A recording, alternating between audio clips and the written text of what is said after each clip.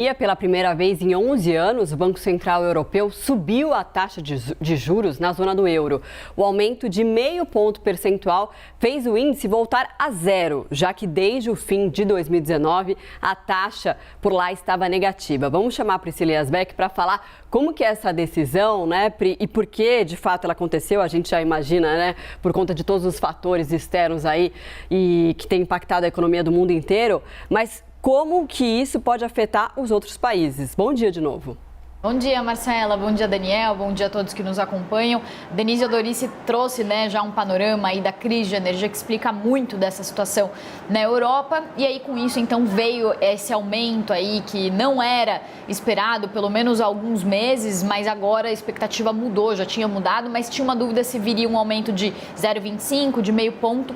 O Banco Central Europeu teve que optar por esse aumento mais agressivo de 0,5 ponto. Então, a gente vai ver aí a trajetória dos juros com essa alta de 0,5 ponto. O Banco Central Europeu encerra a era de juros negativos na economia da zona do euro. Vocês estão vendo aí, então, que desde dezembro de 2013 a taxa de juros estava ali zerada, daí passou a ser negativa desde então e agora, então, sobe para zero.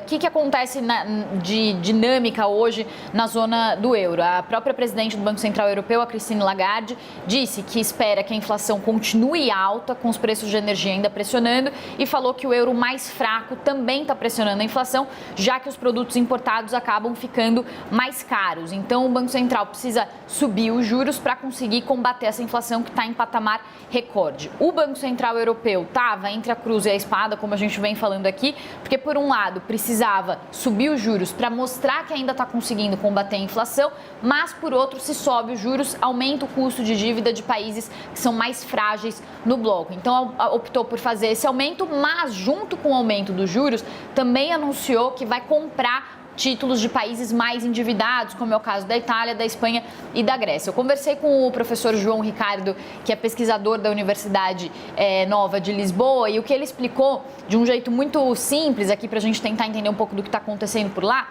é que o mesmo aumento de juros do Banco Central Europeu acaba impactando de forma diferente os países por lá. Então, um aumento de juros acaba jogando uma perspectiva mais negativa para a economia como um todo, mas principalmente para esses países que são países que estão com mais dificuldade. Com isso, o risco desses países aumenta. Então, eles precisam pagar mais juros para conseguir atrair investidores para financiar suas dívidas. Já os países mais saudáveis são vistos ainda mais como um porto seguro e os seus juros apresentam um movimento inverso e acabam caindo. Por isso que tem a fragmentação, por exemplo, entre títulos da Itália e títulos da Alemanha. E aí, para conseguir combater essa fragmentação, essa diferença entre os países do bloco, o Banco Central Europeu intervém fazendo esses estímulos e comprando títulos. Por que o Banco Central Europeu está fazendo esse movimento? Fica ali medindo se sobe juros, se compra títulos, se faz estímulo.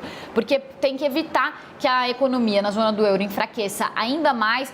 A economia da zona do euro já vem afetada por um acúmulo de crises e agora é o momento em que os economistas, especialistas, todos estão dizendo que a economia de vários países na Europa pode entrar, inclusive, em recessão. Então, faz esses estímulos para tentar evitar essa recessão. Mas como a pandemia já veio de um estímulo muito forte no continente, com o Banco Central Europeu fazendo muita compra de títulos, isso acabou gerando uma inflação e agora a tarefa do Banco Central Europeu fica muito mais complexa, porque ao fazer mais compra de estímulos também acaba trazendo aí esse revés, essa questão aí que pode trazer, inclusive, mais pressão sobre a inflação. Então, é uma situação extremamente complexa. Eu diria que, assim, o que acontece com o Banco Central Europeu hoje é que se ficar, o bicho pega, se correr, o bicho come, para a gente trazer aqui uma expressão popular. Não tem tarefa fácil, não tem decisão simples.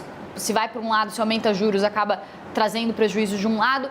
Se não aumenta juros, acaba trazendo prejuízos do outro. E em meio a isso, o mundo que vai entrando num processo de desaceleração muito forte, com grandes economias dos países mais avançados nessa situação, é claro que isso traz reflexos para o mundo todo, inclusive para as economias de países emergentes, como é o caso do Brasil. Aqui a gente está sofrendo muito já por causa desse aumento desse risco todo, essa situação na Europa, crise política muito forte na Itália, renúncia do primeiro-ministro italiano Mario Draghi, tudo isso acaba trazendo um caldo de tensão muito forte para o mundo. Os investidores buscam refúgio no dólar, que é o porto seguro em momentos de muito risco, e aí isso traz também um reflexo direto para a nossa inflação, e aí os fatores internos também acabam prejudicando um pouco a situação. Então, é um cenário bem pessimista para a economia global como um todo, e com o dólar aumentando, isso acaba prejudicando também bastante a nossa economia por aqui e trazendo também um pouco mais de pressão